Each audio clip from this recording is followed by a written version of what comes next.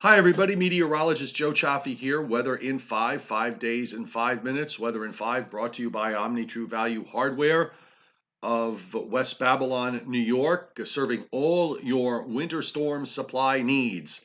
For this coming winter, who knows what it'll bring, but you're going to need rock salt. You might need new shovels, spreaders, snow blowers, whatever. And whether you're an individual or you're the boss of a big crew, Omni True Value Hardware Store is the best place to pick up all your supplies. The largest rock salt supplier of Long Island, the 1226 North Wellwood Avenue in West Babylon, New York, 631 756 1125. Best prices in town, omnitruevalue.com. We're in wash, rinse, repeat mode here, folks, as far as our weather is concerned for the next 5 days. We're looking good. I think right into Tuesday we should be okay. The one minor issue would be along maybe some coastal areas and some inland valleys where you could have some low clouds and fog.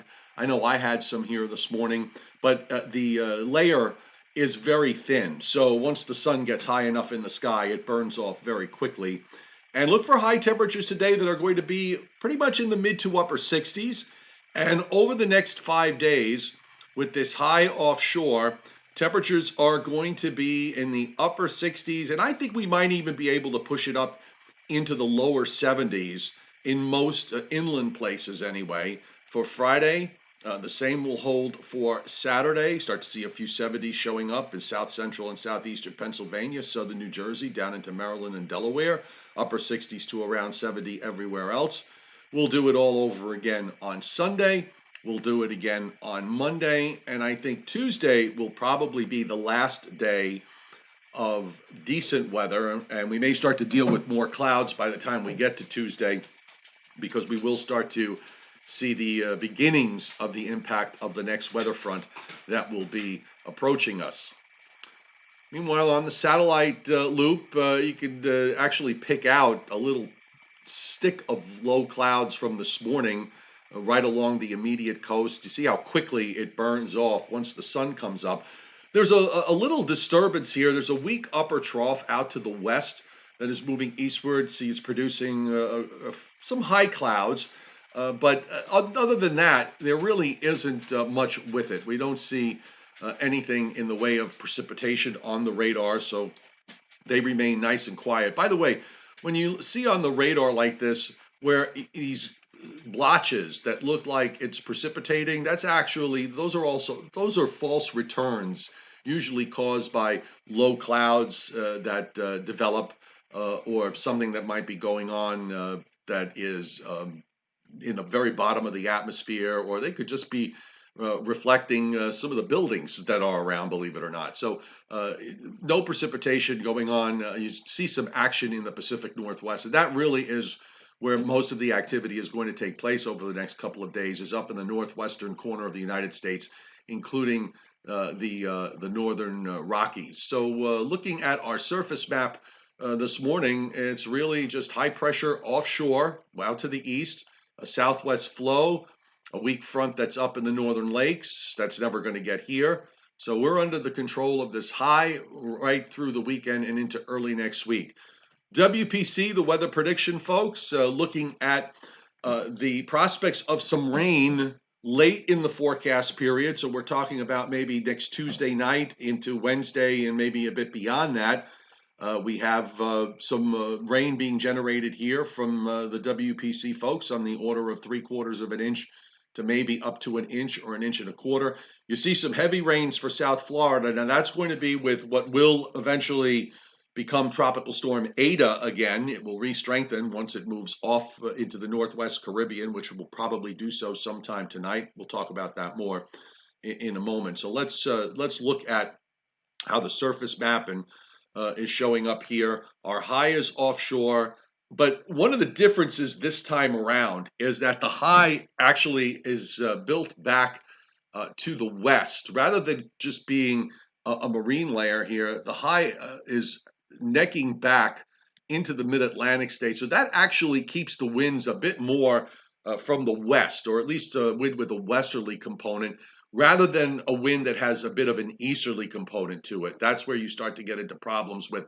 low clouds and the possibility of some patchy dense fog that not only forms during the late night or early morning hours, but actually lasts through a good portion of the day. I really don't see that happening here through the next 3 or 4 days anyway, with the high inland like this. By Saturday, that high is actually sitting in West Virginia, and we have a northwest wind here. That's also another reason why I've kind of boosted the temperatures up a little bit above the ranges that were given from the Weather Service. And Sunday, we hold on to it. Starting Monday, you see that high goes back out. Then it begins to become a little bit more problematic as we get into Tuesday. The wind now is a bit more with that easterly component. And then you also see these showers here that are out to the west, and that's with the next cold front that is moving eastward. And this is our next chance of rain as it nears the coast. Sometime late Tuesday night or Wednesday, some showers being generated. And then off to the south here is Tropical Storm Eta. And again, over the next couple of days, you're going to see models do all sorts of weird things with this. And I would, again, caution trying to come to any kind of conclusion with respect to where Eta is going to ultimately be. Here's where the models have it by tomorrow morning. I'll just back up here. You'll notice that big gyre. There's a little low that moves out on the Pacific side, but a new low is probably reforming and going to reform and then move into the Northwest Caribbean. And as it moves first northeastward into Cuba with heavy rains, and then you start to see that heavier rain spread up into South Florida. After that, the track becomes very uncertain. Does it go through the Florida Straits? And on this particular model run, we see how it just kind of meanders over western Cuba and then gets into the Gulf of Mexico? Or does it hug the South Florida and cause some bigger problems there? And then we have to ask the question is whether some of that moisture, if it does do that, winds up getting drawn further north. Here's what it looks like on the satellite loop this morning, very disorganized. There's what appears to be a little low, maybe a remnant low that has moved out on the Pacific side, but all of this convection is going to be redeveloping during the day in the Northwest Caribbean, and that's where we see, because of the low pressure conditions that exist throughout much of the Caribbean, another low is going to come out of this. Bottom line is it re-strengthens to a tropical storm as the Hurricane Center has it, and perhaps a high-end tropical storm in terms of strength by the time it reaches the Florida Straits sometime Sunday night. And you notice the Hurricane Center's position Monday evening or Monday night at midnight, sitting right over Key West. Again, a lot of uncertainty as to how that is going to play out.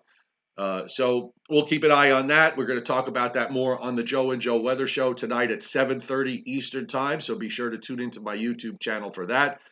And Weather in 5, again, brought to you by Omni True Value Hardware for your winter storm needs, whatever you need supply-wise, be it shovels and spreaders, or you just need rock salt. They are Long Island's largest rock salt source, 631-756-1125 with the best prices in town, 1226 North Wellwood Avenue in West Babylon, New York. So thanks as always for being here on Weather in 5. Joe and Joe Weather Show coming up tonight at 7:30 p.m.